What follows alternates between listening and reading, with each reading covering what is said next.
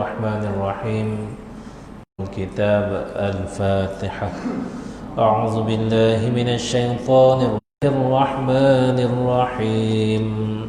الحمد لله رب العالمين الرحمن الرحيم يوم الدين إياك نعبد وإياك المستقيم صراط الذين أنعمت عليهم غير المغضوب عليهم أستجب لكم. أعوذ بالله من الشيطان الرجيم. الحمد لله رب العالمين وبه نستعين والصلاة والسلام على أشرف الأنبياء والمرسلين وعلى آله وصحبه أجمعين. اللهم افتح علينا فتوح العارفين وعلمنا تأويل. اللهم افتح علينا حكمتك وانشر علينا من خزائن رحمتك عملا صالحا. اللهم نور بكتابك بصرنا واشرح به صدرنا واستعمل به بدننا واطلق به لساننا وقو به جناننا وقوة عزبنا بحولك وقوتك. ربنا آتنا في الدنيا حسنة وفي الآخرة حسنة وقنا عذاب النار. وصلى الله على سيدنا محمد وعلى آله وصحبه وبارك وسلم. Assalamualaikum warahmatullahi wabarakatuh. Ahli jawatan kuasa pentadbir masjid, seterusnya yang saya kasihi tuan-tuan dan puan-puan ayah, alhamdulillah, pertamanya kita memanjatkan limpah dan kita dapat bersama-sama pada malam ini. Kita dapat bersama-sama dalam kita solat rukun solat ataupun fardu solat secara berjamaah dengan berbagai-bagai ujian. Hari ini makin lama makin bertambah. Kita doa mudah-mudahan menjadi berkurang. Mudah-mudahan saf yang jarak akan kembali bertaut. Jangan kita doa saf yang terus tak boleh masuk lagi sekali. Tuan-tuan dan puan-puan, ayahanda dan ibunda yang saya kasih sekalian, nikmat iman dan Islam yang dikurniakan oleh Allah Subhanahu Wa Taala itu begitu tinggi. Tak sehat pun tak sampai ke masjid, sehat tapi tak beriman, tidak berkelakuan. Syukur kita kepada Allah Subhanahu Wa Taala sebab kita menjadi, tuan-tuan dan puan-puan sekalian, menjadi tetap beruntunglah tuan-tuan dan puan-puan berada di rumah Allah Subhanahu Wa Taala ini saat di mana manusia yang lain alpa dan leka. Tuan-tuan dan puan-puan, ayahanda dan ibunda yang saya kasih sekalian, sebelum kita pergi lebih jauh, marilah kita sama-sama berniat iktikaf duduk di dalam masjid ini. A'udzu billahi minasyaitonir rajim. Bismillahirrahmanirrahim. Nawaitul i'tikaf fi hadzal masjid lillahi ta'ala. Sahaja aku duduk i'tikaf di dalam masjid ini kerana Allah Subhanahu wa taala. Tuan-tuan dan puan-puan, ayahanda dan ibunda yang saya kasih sekalian, setiap hari kita baca dalam surah Al-Fatihah, iaitu ayat yang kedua. Pemilik din bukan bermaksud agama, tapi di situ ad-din bermaksud hari penghabisan, ataupun kita sebut hari kiamat, hari akhirat. Hadis yang diriwayatkan oleh Imam At-Tirmizi rahimahullahu ta'ala anhu, kiamat itu di depan seolah-olah berlaku di hadapan mata kita.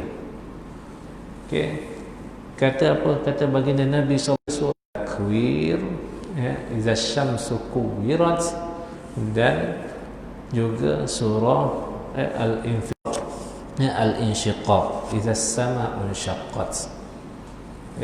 Sallallahu alaihi wasallam, dia akan berlakunya hari kiamat seolah-olah depan mata kita. Maka akan datang takut mereka.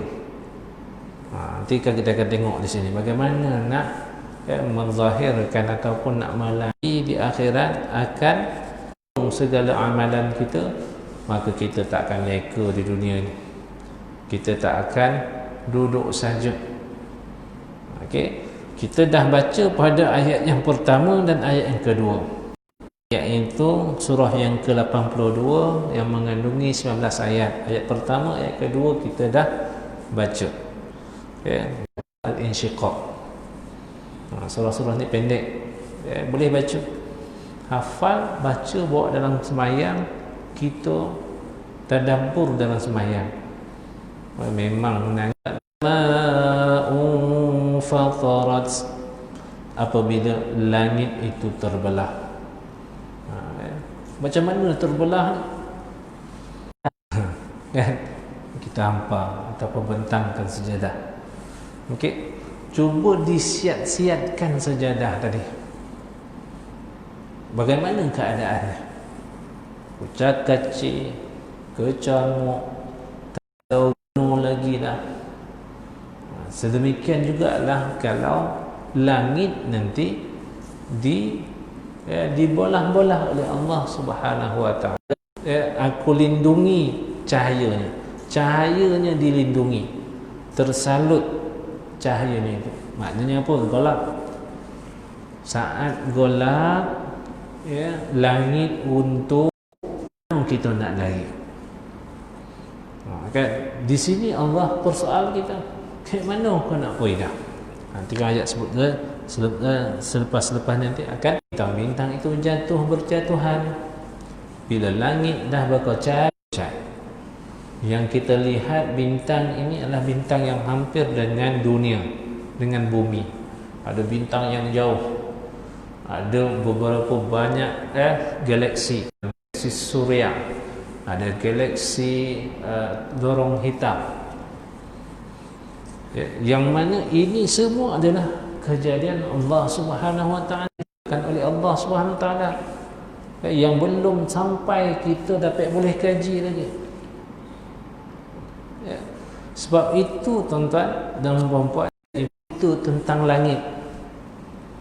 Sebab apa? Sebab langit mengandungi banyak lagi, ya, banyak ramai yang belum kan, negara kita pun hantar satu satelit ke langit, ke udara tu pun tak sampai langit. Langit ni jauh kan, bila nampak kolib kita nampak tu kan, yang Allah sebut dalam surah Al-Buruj.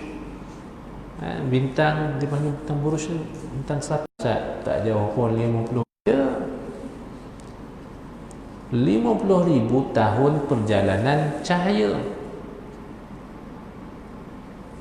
Kan 50 ribu tahun, lebih kurang 50 ribu tahun. Berapa lama tu kata tuan? Kita buka masjid ni tap dengan lampu pam terang, ya, dalam 0.07 saat. Macam gaban kan. Kalau tahun, kan, perhatikanlah jarak tu berapa jauh, ya. Maka di situ belum diterokai oleh akal manusia. Tak mana kita nak cari, ya, maka kita merujuk kepada pencipta langit semua Ta'ala. Maka kita cari kata-kata Allah kepada kita. Itulah dia Al-Quran yang disebut kalamullah. Sebab tu kita baca ayat cerita Allah nak cakap apa kat dia, ya, maka kita telusuri, kita terjemah satu persatu. Ya, Allah nak kata, weh, kau pandai pun masih ada lagi batasan akal terokai, kan, ya. Jadi baru kita masuk ayat yang ketiga kita nak masuk ini. Okey. Tuan-tuan dan puan-puan, ayahanda dan ibunda yang kiamat pada masa itu. Langit terbelah, bintang-bintang bertaburan. Maka jatuhlah bintang-bintang itu ke planet-planet, berlakulah pelanggaran, dan itulah dia keadaan kiamat. Ya. Ya. Disebut dalam ayat yang ketiga, wa idzal biharu fujirat wa idzal quburu bu'thirat. Dua perkara lagi, ya. Dua perkara lagi bu'thirat. Ya. Apa wa idzal biharu fujirat? Maaf. laut itu menjadikan meluap. Ayat yang ke-6 Allah sebut wa idzal biharu sujjirat.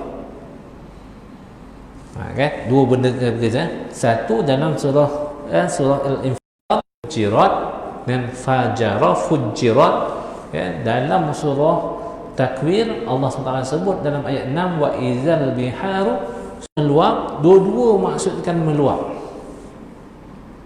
Fujirat dan sujirat. Sujirat bermaksud mendidih kerana panas, pemanasan. Kan hari ini kan, apa yang ditakuti oleh ahli alam sekitar, ahli kaji alam sekitar, dia takut pemanasan global. Maka dia buat kempen supaya jaga lapisan-lapisan ozon. Kan? Kita kalau beli kereta, jarang kita orang beli kereta tu standard kilang, itulah standard. Tak, jarang. Selalu kalau beli kereta keluar, dia akan buat apa dulu? Tinted, bahasa orang Negeri Sembilan. Kan? Bahasa orang putih, penapis haba. Kan jarang kan tuan-tuan beli kodanya. Kan? Tu bahasa orang putih. Tak kisah tuan-tuan, orang dulu pernah pakai. Pakai kan dah. Kau kerja apa? Kerja gomen mak. Kan? Gomen kan government. Ada orang sebut dulu sebut jadi askar. Jadi apa? Soja. Kan? Jadi tak ada masalah.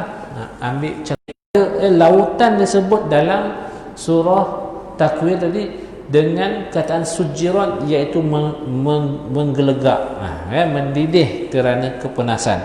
Sedangkan lafaz dalam surah ini lebih merujuk kepada pergerakan air. Okey, bila air ombak, kalau gerakannya sedikit, ombaknya kecil lah. Kalau gerakan itu besar, sebagai tsunami. Kan? Tsunami itu ombak yang berlaku akibat berlaku atas daratan selamat. Tapi kalau berlaku dalam lautan, maka dia akan meluap. Itu dia kata tadi meluap-luap. Tapi apabila kita masak air, orang Islam panggil apa? Tanah air. Tanah nasi, masak air lah. Kalau kita panaskan air, dia akan jadi gelembung, meluap. Pam. Dalam surah ni fujirat yang dikatakan meluap tadi, berlaku tadi, gegaran yang berlaku di sebelah-sebelah ni akan menyebabkan air itu akan sekarang senang. Satu ketika tukar sikit, dia pasang bunyi siren, kan? Sekarang tak pakai siren, tokan, tahu-tahu dah masak. Sekarang ni tak payah lagi, ambil cawan, tokan, tahu dah air masak keluar. Kan? Tak tahulah lepas ni teknologi apa lagi. Maka air panas ni bila dia menggelegak tadi, dia akan menghasilkan random air tadi daripada cerik-cerik tadi. Itu kalau kata kita lihat dalam cerik pantai lah, yang menghempas pantai, sikit, dan apabila ia kuat, maka akan berlakulah kegoncangan. Kita akan jadi risau. Bukan kita, haiwan yang ada di laut pun risau. Kan? Atas pantai, orang pun heran, apa pasal ikan ni atas pantai? Rupanya tsunami nak hadir. Lepas-lepas tu asal nampak dia tak tahu roket muara ni orang pakai elektrik, kan dia naik lah atas ni kan. Kan benda-benda yang tak diharamkan dalam menangkap ikan kan. Pakai karen. Sebut wa izal qubur bu'sirat, dan apabila kubur-kuburan itu dibongkar. Sebab apa? Kubur kan, bukan kata aku keluarkan. Dia bahasa apabila isi-isi kubur dikeluarkan. Apa maksud bongkar dalam bahasa Melayu? Bongkar dengan keluar, kan? Kalau keluar ni kita nak mencari tisu, tapi sebab kita nak membongkar, ada tak tisu ni, kita akan keluarkan semua. Keluar emas ada, keluar handphone ada, keluar baru jumpa tisu. Apa sahaja yang ada dalam semua kan dikeluarkan. Tenang, masih lagi mampu. Suatu masa nanti bumi dah tak mampu nak tanggung makhluk-makhluk Allah SWT ni, maka apa saja yang ke dalam bumi akan dalam surah Az-Zalzalah. Surah Az-Zalzalah pendek je, 5-6 ayat. Okey, Allah sebut apa? Wa akhrajatil ardu athqalaha wa akhrajatil ardu athqalaha. Kata Allah SWT, aku akan keluarkan apa yang ada dalam perut bumi. Sekarang orang cari minyak, tabuk, gali. Sekarang kita masih gali lagi, mau cari minyak. Satu masa nanti minyak tu akan keluar sendiri. Maka apa kata Allah Taala? Wa malaha. Bila minyak tu keluar sendiri, yang kita tahu minyak ni duduk dalam perut bumi, bila keluar orang pun heran. Apa berlaku ni? Apa tengah berlaku ni? Kan tiba-tiba pula minyak keluar kan? Kan itu dekat Kelantan, tengok apa, gas keluar pun dia takut, comel depan rumah kita minyak, dapur ada minyak, kan? Tu tuan-tuan. Maka kalimah bu'sirat bermaksud sesuatu yang dibongkarkan untuk mengeluarkan apa yang di dalamnya. Seperti mana kita menggeledah beg untuk mencari barang. Okey, kita geledah beg kita nak cari sesuatu barang, kita akan keluar semua barang yang ada dalam beg itu. Itu panggil bongkar. Okey, sampai kadang-kadang kita kena keluarkan semua apa yang ada di dalamnya. Demikianlah yang dilakukan, kita nanti akan dibongkarkan oleh Allah SWT pada hari kiamat. Tuan-tuan, kalau kita baca ni sampai ayat ni, gurun tak kita? Gurun, tuan-tuan. Sama ada kita yang jadi duduk dalam kubur tu atau kita yang berada di atas kubur, kan? Rasa-rasa kalau kata duduk dalam kubur selamat, tak selamat ya. Kalau duduk atas kubur selamat ya, tak selamat ya. Maka Allah kata, alimat nafsum ma qaddamat wa akharat.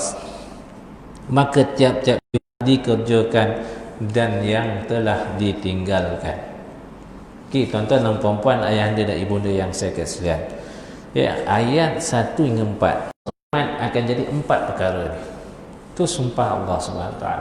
Ayat yang kelima ini iaitu adalah jawapan kepada sumpah Allah SWT tadi, iaitu mengenai apa yang telah dilakukan sebelumnya.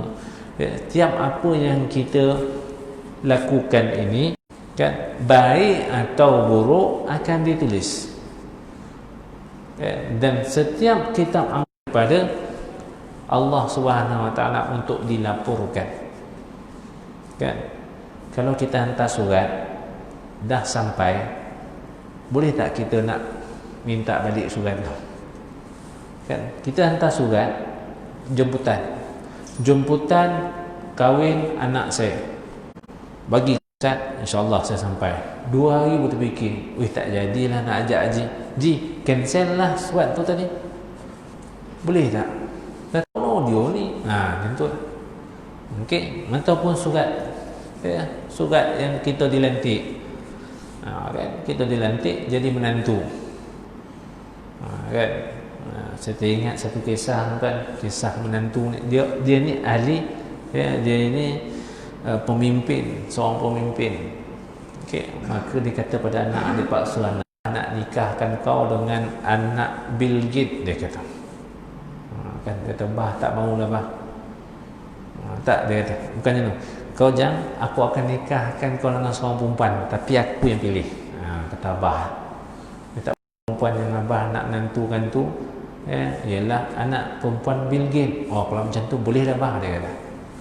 Kan, Abah pun telefon Bill Gates, anak perempuan kau dengan anak bujang Dan, boleh tak? Bill Gates kata, mana boleh, apa kau nak mengonong kau pula dengan Dan? Dia kata, jangan risau Bill Gates, anak Dan ni CEO, bakal CEO bank negara, dia kata. Kan, bank dunia. Kalau macam pengurusi bank dunia, pengurusi bank dunia, kau cepet-cepet sikit lantik anak Dan jadi CEO bank dunia. Mana boleh, itu kan ikut kelayakan. Kau jangan risau. Kau jangan risau, anak Dan ni menantu pada Bill Gates. Kalau macam tu boleh jadi. Kan? Okey. Jadi politik dia nak dapat sesuatu sangat. Okey, Allah alam. Okey. Sekadar tuan-tuan. Jadi bukan benda tadi. Alimat nafsu, kita ma qaddamat wa akharat. Okey. Yang terdahulu dan yang akhir. Qaddama tu yang terdahulu, akharat ialah yang akhir sekali. Maka kita besok di akhirat kita akan ditunjukkan perangai dulu sampailah perangai kita yang dimaksudkan di sini, kata ulama ada dua. Okey, pertama iaitu yang tersurat di situ. Apa yang kita buat daripada kita mula akil balik sampailah kita menghembuskan nafas yang terakhir, itu semua akan ditulis oleh Allah SWT dan akan dikitabkan atas diri kita. Ialah bermaksud amal kita yang berterusan. Ada amalan kita yang berterusan. Okay, itu yang dikatakan daripada mula sampai akhir.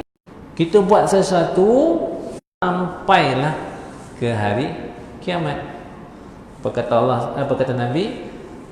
Idza mata ibnu Adam inqata'u amaluhu illa salas. Pertama, apa? Sedekah jariah. Ada orang buat masjid, kita derma. Ada orang buat sekolah, kita derma. Ada orang buat rumah tumpangan bagi anak-anak yatim, kita derma. Banyak lagi lah kita menderma.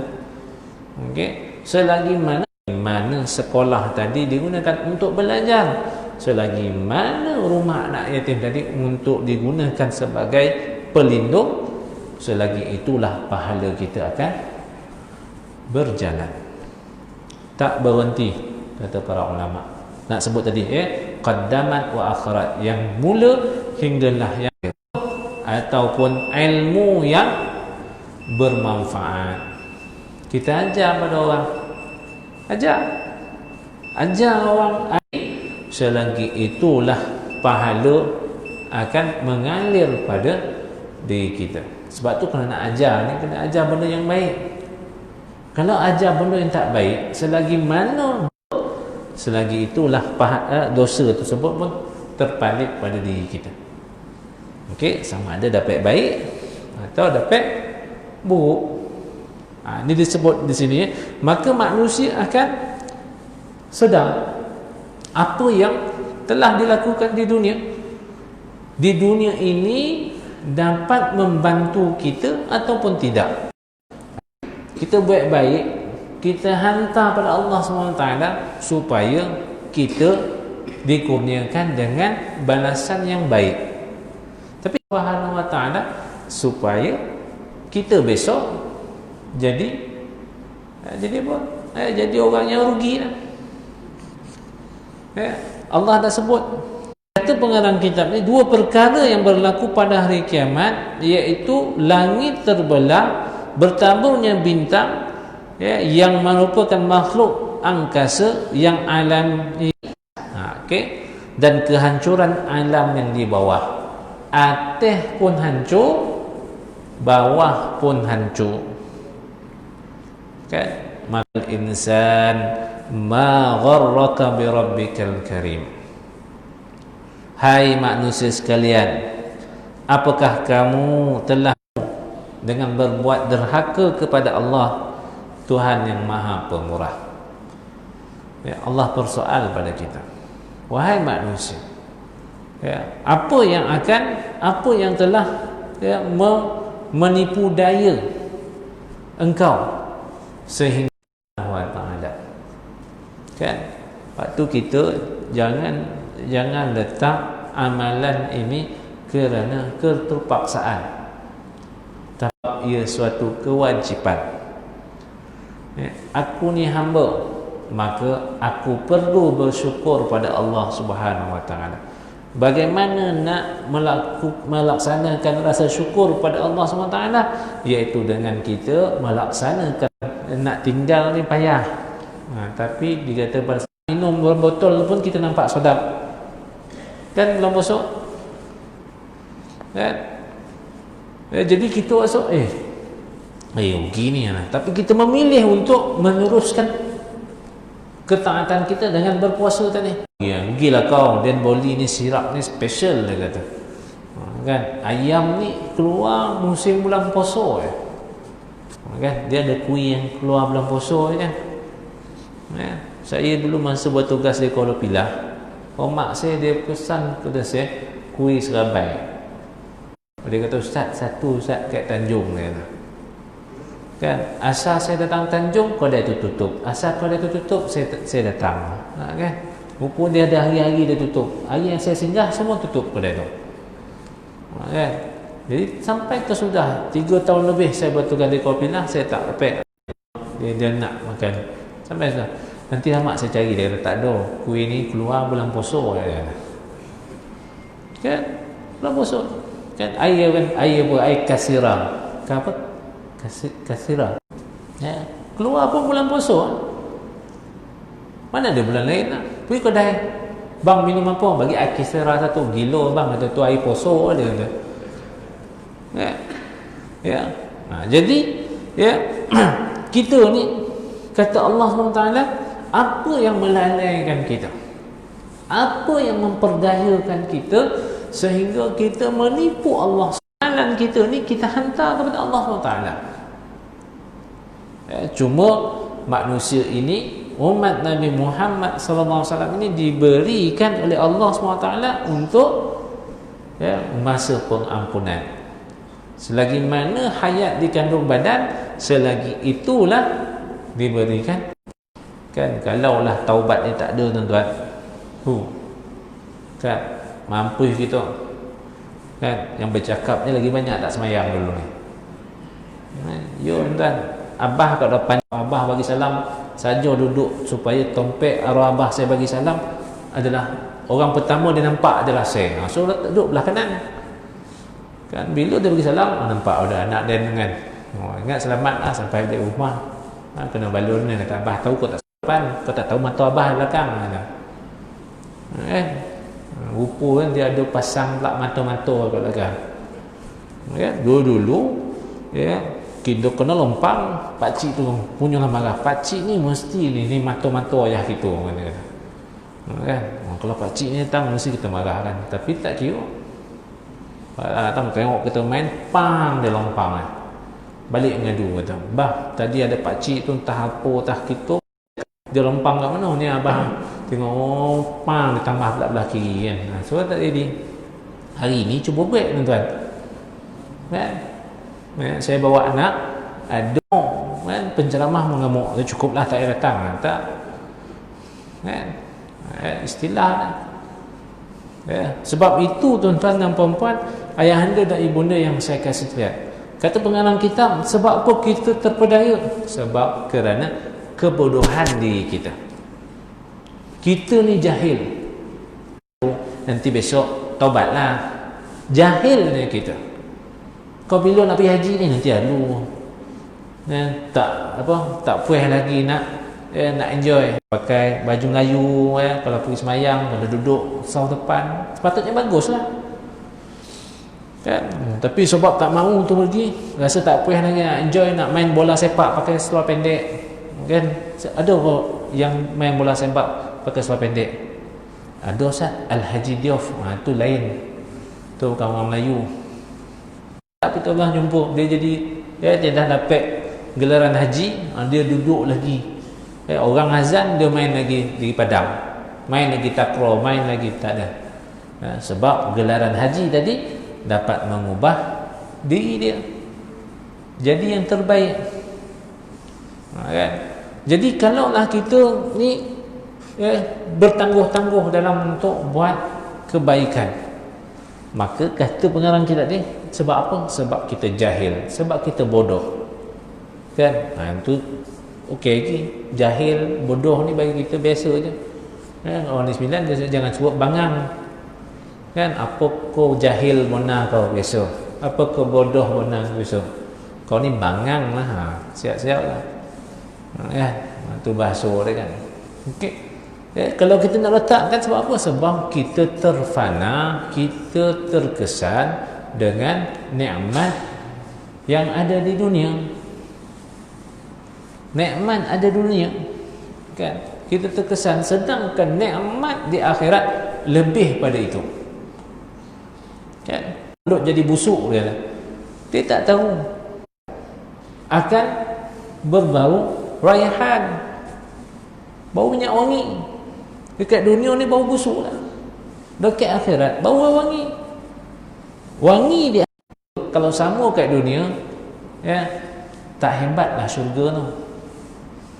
Apa yang dibayangkan syurga ni? Syurga ni kita masuk, kita kan ada sungai madu, sungai arak, sungai susu. Kan? Minum segelas kenyang, ni berpenyangan. Kita kalau minum satu ni seteguk kenyang berpenyangan. Tuan-tuan bayanglah.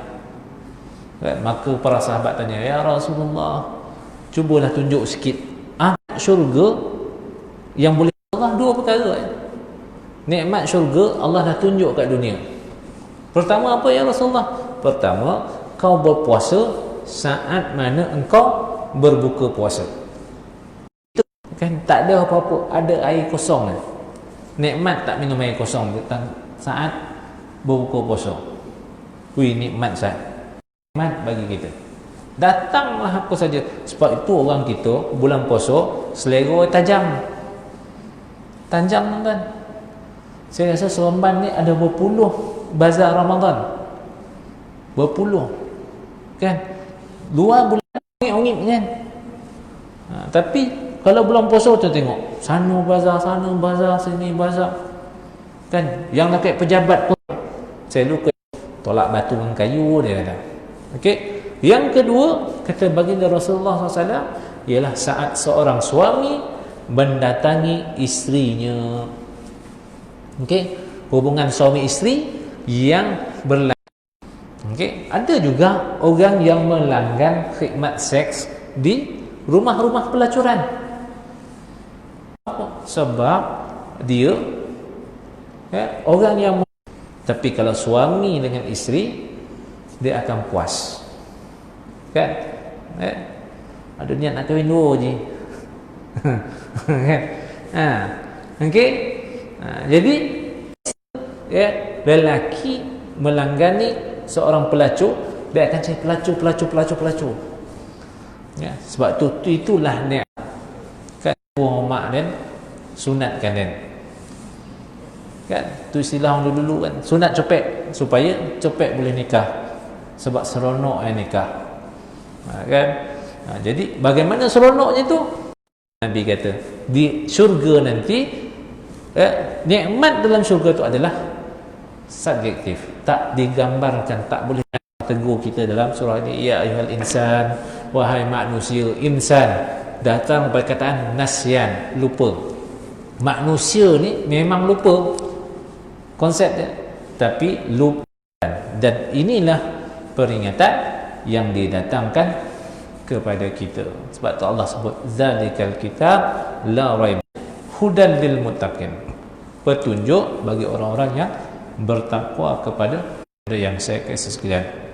Ya, demikian dulu, insya-Allah kita akan sambung pada ayat yang seterusnya. Yang baik itu tanya pada Allah Subhanahu wa taala, yang kurangnya itu tentang kelemahan diri saya sendiri. Ampun dan maaf saya pohonkan andai ada salah bicara dan tersilap. Assalamualaikum warahmatullahi wabarakatuh. A'udzu billahi minasyaitonir rajim. Bismillahirrahmanirrahim. Alhamdulillahirabbil alamin wassalatu wassalamu ala asyrafil mimma jahilna warzuqna tilawatahu ana al-lail wa atrafan nahar waj'alhu lana hujjatan ya rabbal alamin. Rabbana atina fid dunya hasanah wa fil akhirati hasanah wa qina adzabannar walhamdulillahi rabbil alamin.